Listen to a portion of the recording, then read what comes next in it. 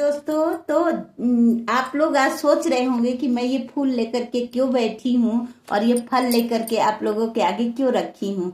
तो आइए जानते, आज आपको मैं बताऊंगी फूल से संबंधित कि भगवान को कैसे फूल चढ़ाया जाता है। फूल से संबंधित आपको आज जानकारी कुछ दूंगी। तो देखिए, जब हम भगवान को की पूजा करते हैं तो भगवान को पुष्प अर्पण करते हैं हम लोग। और देखिए, छोटी बात है लेकिन समझने की बात है कि भगवान को पुष्प चढ़ाने का भी एक तरीका होता है।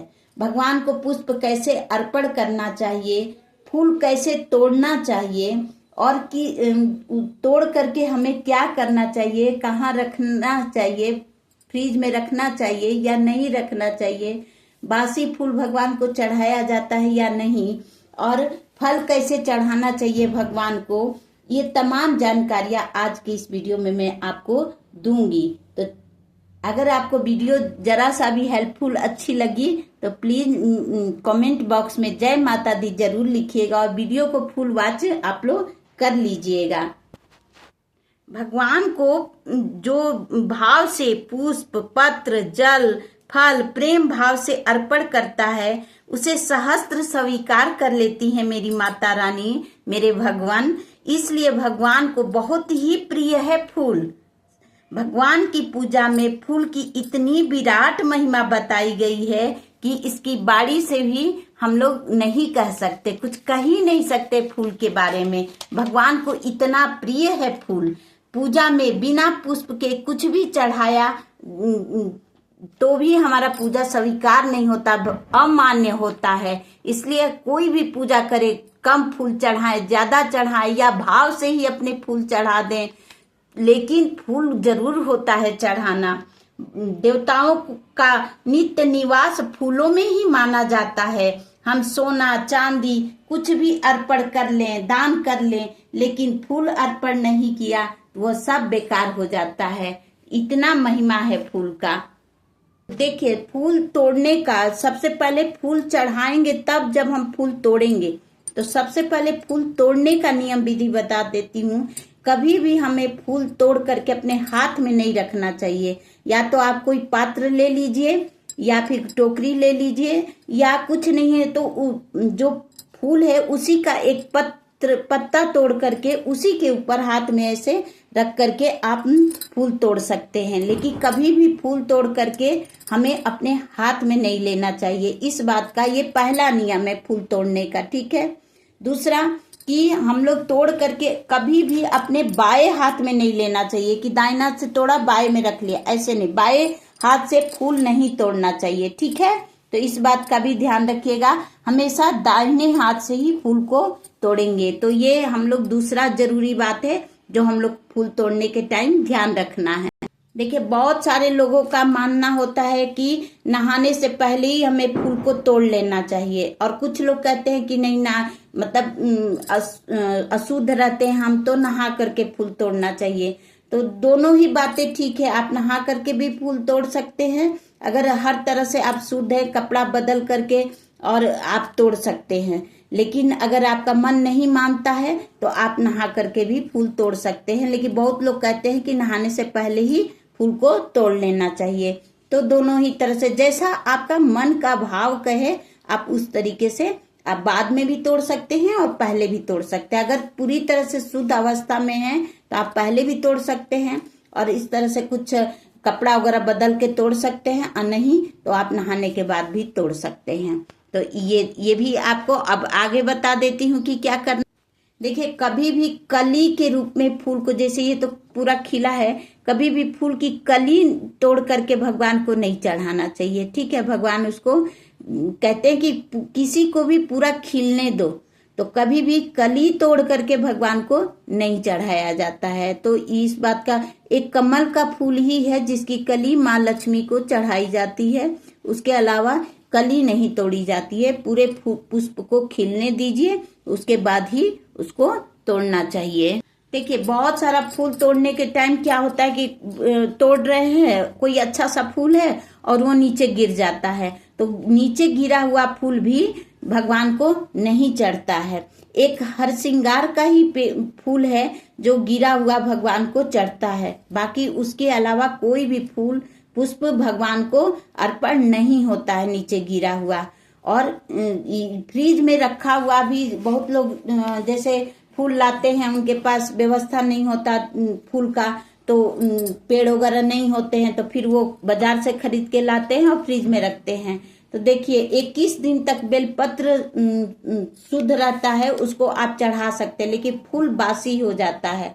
तो कोशिश करिए कि पहले ही हम ला करके उसको रख लें। लेकिन अगर व्यवस्था नहीं बन पाता तो 1-2 दिन के लिए चल जाएगा, लेकिन कोशिश करना है कि हम लोग, मैं भी अब नहीं हो पाता है तो 1-2 दिन का ला के रख लेती हूँ, लेकिन कोशिश करना है कि ताजा ही ला करके भगवान को ताजा फूल ही चढ़ाया जाए। ठीक है, तो इस बात का भी आप लोगों को ध्यान देना है, जैसा व्यवस्था हो।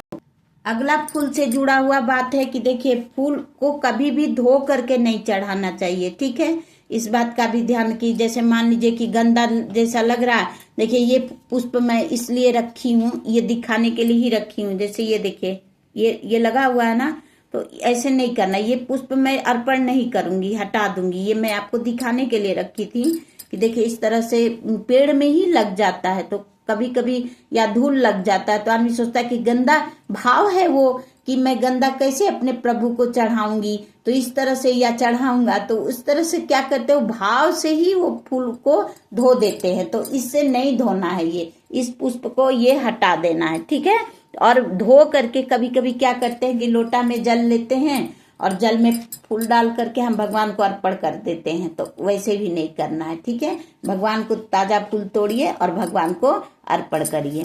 तो इस बात का भी हम लोगों को ध्यान रखना है। तो आइए अब जानते हैं कि कैसे हमें भगवान को फूल अर्पण करना है। ये तो तोड़ना बता दिया आपको कि तोड़ना है, कैसे रखना है, फूल से जुड़ी हुई जानकारी दे दी, लेकिन आइए अब बताते हैं कि भगवान को अर्पण कैसे करना है। तो कोई भी पुष्प या जो फल होता है, जब हम भगवान को अर्पण करते हैं तो हमें ध्यान रखना चाहिए कि फूल या पत्ता या फल कुछ भी हो, वो लगा किस तरफ से है। ठीक है, जैसे मान लीजिए ये फूल है, ठीक है, ये फूल इधर से लगा है, तो भगवान को ऐसे अर्पण करना है। देख रहे हैं, ऐसे देखिए, कोई भी गुलदस्ता बन भी अगर किसी को हम अर्पण करते हैं तो सारे फूल ऊपर की तरफ होती है, उसकी डंडी नीचे, और उसको हम ऐसे अर्पण करते हैं। तो भगवान को भी ऐसे ही देना है, यानी प्रकृति ने जो ये लगा कि ये जो जिधर से लगी हुई थी वो भाग नीचे रहना चाहिए। ठीक है, तो इस देते वक्त या फल भी है तो भगवान को ये जो लगा हुआ भाग है ये नीचे रहेगा। तो इस तरह से हम लोगों को भगवान को अर्पण करना है, ये बात का ध्यान रखना है। तो आइए करके दिखाती हूँ कि हमको भगवान को अर्पण कैसे करना है। तो देखिए ये जो ऐसे, ये जो देखिए जैसे भगवान को हम हव्य देते हैं ना, ये दोनों अंगुली, ये भगवान की अंगुली होती है। इस अंगुली का इस्तेमाल कभी भी नहीं, तर्जनी अंगुली का इस्तेमाल नहीं करना है। फूल उतारने के लिए किया जाता है, फूल को चढ़ाने के लिए नहीं किया जाता है। ये दोनों अंगुली और ये मिला करके कोई भी चीज भगवान को हम लोग अर्पण करते हैं। तो देखिए इस तरह से करेंगे अर्पण। अब ये देखिए जैसे ये फूल है, ये हमने ऐसे ऐसे पकड़ा, ये दोनों अंगुली और ये अंगूठा मिला करके ये भगवान को हम श्री चरण कमल में, देखिए अभी मैं करके आपको दिखाती हूँ। तो ये भगवान के श्री चरण कमल में हम लोग अर्पण कर देंगे। ये देखिए, ये देखिए, ये ऐसे लिए और ऐसे ही इसको अर्पण करना है। ठीक है, अर्पण हो गया। और जब हम लोग इस फूल को ये उतारेंगे, जैसे ये फल है, अभी फल मैं पूजा करूंगी तो तब चढ़ाऊंगी, उसके लिए रखी हूँ। तो देखिए जब भगवान को ये हिस्सा जो है, ये ऐसे ही ये दोनों अंगुली ये अलग रहेगी, देखिए ये दोनों अंगुली अलग रहेगी, ऐसे करके भगवान के ऐसे करके उनको भोग अर्पण करना है। ठीक है, ये तो सब रही ज्ञान की बातें जो हमें करना चाहिए, लेकिन भाव के आगे ना सब ज्ञान व्यर्थ है। जहां भाव आ जाता है ना तो वहां सारी चीजें धरी की धरी रह जाती हैं, सारा ज्ञान। ठीक है, तो अगर आपका भाव बहुत प्रबल है ना तो भगवान सहस्त्र जैसे आप करेंगे वैसे स्वीकार कर लेते हैं। लेकिन कुछ नियम होते हैं जो हमें नॉलेज में रखना चाहिए। और भगवान जैसे अगर हमारे शास्त्र में ऐसे लिखा है तो जान करके हमें वैसे ही उस चीजों को अपनाना चाहिए। अनजाने में अगर कोई चीज हम करते आए हैं तो कोई बात नहीं, लेकिन चीजों को जानना चाहिए, सीखना चाहिए। तो आज के इस वीडियो में मैंने कोशिश किया आपको बताने की। अब मान लीजिए जैसे ये फूल हमने चढ़ाया है तो उतारेंगे कैसे, तो ये देखिए, ये तर्जनी अंगुली, ये अंगूठा, ये ऐसे करके भगवान के चढ़ाए हुए फूल को ऐसे उतारना है। ठीक है, ऐसे उतारना है। और चढ़ाना कैसे है, ये देखिए, ये दोनों अलग रहेगा, ऐसे करके ये चढ़ाना है और उतारना है ऐसे। ठीक है, फूल को उतार दिए। बासी फूल जब भगवान का उतारते हैं तो ऐसे उतार देना है। ठीक है, तो इन जानकारियों का होना जरूरी है। देखिए, फूल हम क्यों चढ़ाते हैं, क्योंकि फूल में 5 गुण होता है, वो हमें भी अपने जीवन में अपनाना चाहिए। कोमलता और सरल भाव हमें रखना चाहिए। फूल ऊपर की ओर खिलता है तो हमें भी अपनी पूजा को हमेशा ऊपर की तरफ ले जाना है। हमेशा हमें फूल की तरह ताजा बने रहना है, निर्मल बने रहना है, स्वच्छ बने रहना है।